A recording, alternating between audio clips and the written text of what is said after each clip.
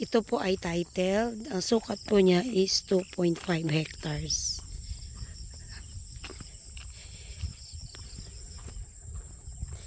Along Barangay Road. Buhay po ang may-ari. Meron po siyang view. Yun po yung dagat, Kalaka at Balayan ba yun? Yan. Balayan Bay.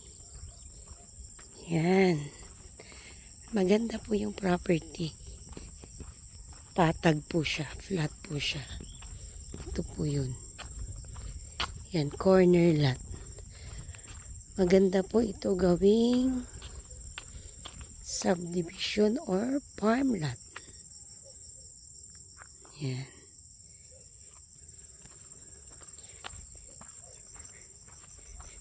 Sa ngayon po, ang nakalagay dito ay tubuhan.